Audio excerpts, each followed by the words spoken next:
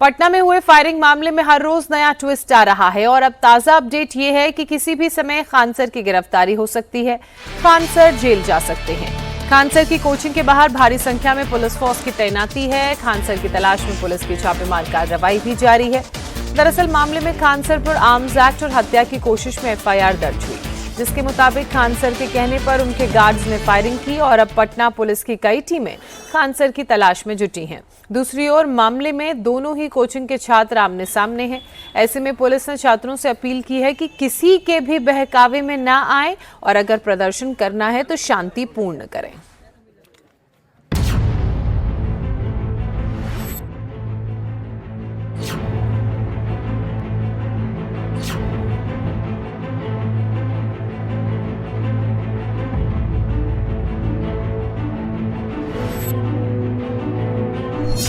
Firing मामले में फंस गए खान सर, दर्ज हो गई एफआईआर।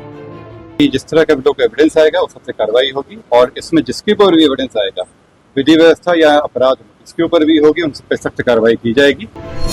पुलिस कर रही छापेमारी, खान सर को लगेगी हथकड़ी। तब तक एक बॉडीगार्ड को क्या करना चाहिए? क्या वो किसी आदमी के ऊपर फायरिंग किया है? क्या वो चोरों की तरह छुप के फायरिंग किया है? क्या सीसीटीवी कैमरा या किसी इंसान से छुप के किया है? बॉडीगार्ड के पास लाइसेंस मिला है, उसका काम क्या? किसी इंसान को मरते मत छोड़ो, ये बेचारा मर जाता, क्या इस पे माला चढ़ने का इंतजार करे या हवाई फायरिंग करेगा? क्या खान सर ने रोशन सर को फंसाया, कैंपस मालिक को अपने साथ मिलाया?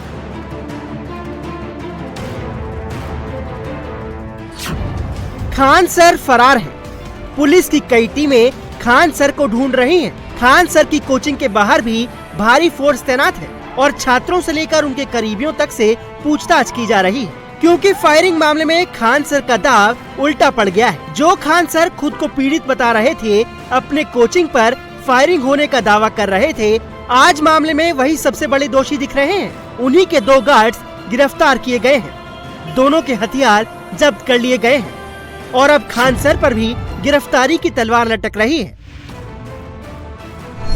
कदम कुआं थाने में फैजल खान उर्फ खान सर के खिलाफ हत्या की कोशिश और आर्म्स एक्ट के तहत केस दर्ज किया गया है। खान सर के गार्ड्स ने पुलिस को बयान दिया है कि खान सर ने ही उन्हें फायरिंग करने को कहा था। ऐसे में बीएनएस की धारा 109 के तहत ये केस दर्ज किया गया है, जिसमें 10 साल तक की जेल और जुर्माने का प्रावधान है।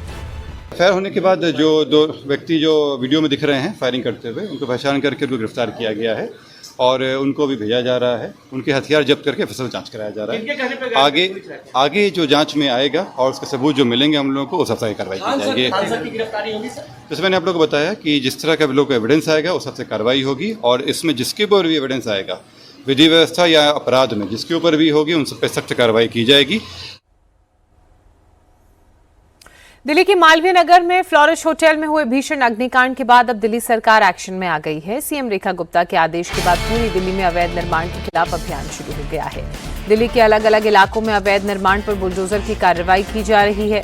गेस्ट हाउस, होटल, कमर्शियल इमारतों की जांच हो रही है। जो भी बिल्डिंग मानक पर खरी नहीं उतर रही, उसे तुरंत सील किया जा रहा है।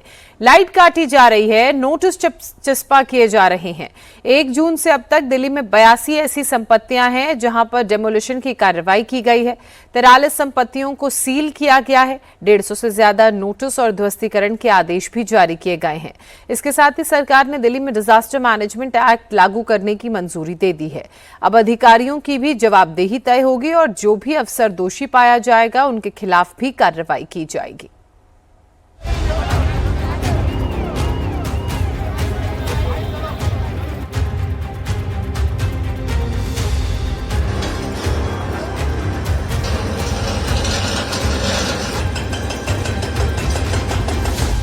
दिल्ली के मालवीय नगर में हुए भीषण अग्निकांड में 21 लोगों की मौत के बाद अब दिल्ली का प्रशासन नींद से जाग गया है। दिल्ली के अलग अलग इलाकों में बुलडोजर गरज रहे हैं। एमसीडी के अफसर अवैध इमारतों की सीलिंग कर रहे हैं। जिन इमारतों में अवैध निर्माण हुआ है वहां बिल्डिंग को जमींदोज किया जा रहा है।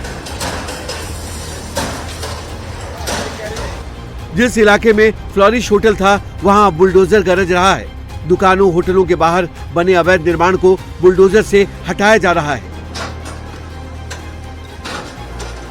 मालवीय नगर में फ्लोरेसन होटल में आग लगने के बाद अब एमसीडी की नींद टूटी है। प्रशासन एक्शन में आया। इस समय मालवीय नगर के कई इलाकों में बुलडोजर एक्शन चल रहा है। एसडीएम की टीम पहुंची है और ये वो जगह है जहां पे फ्लोरिश इन होटल है और ये फ्लोरिश इन होटल की तरफ जाने वाला रास्ता है जहां पे बुलडोजर फिलहाल उस इलीगल कंस्ट्रक्शन को हटा रहा है, उस अतिक्रमण को हटा रहा है जो सड़क पे किया हुआ था। आपको यहाँ पे दुकानें नजर आ रही हैं। इन दुकानों के आगे सड़क पर कुछ जगह को घेरने के लिए एक चबूतरा बना लिया गया था। लोगों ने यहाँ पे वुडन का काम कराया हुआ था और ये वो जगह है जहाँ पे बुलडोजर 2 दिन पहले पहुंच नहीं पा रहा था। काफी चौड़ी सड़क है लेकिन क्योंकि इलीगल कंस्ट्रक्शन यहाँ पे किया हुआ था इसलिए सड़क का साइज कम हो गया और दिल्ली फायर सर्विस की जो गाड़ियां हैं वो यहाँ पर आसानी से नहीं निकल पाई, इसलिए अब एक्शन हो रहा है। शुक्रवार को सीएम रेखा गुप्ता ने हाई लेवल मीटिंग की। इस मीटिंग में दिल्ली सरकार के वरिष्ठ अधिकारियों के साथ दिल्ली नगर निगम, डीडीए, दिल्ली जल बोर्ड, दिल्ली पुलिस और दिल्ली फायर सर्विस के आला अफसर शामिल हुए।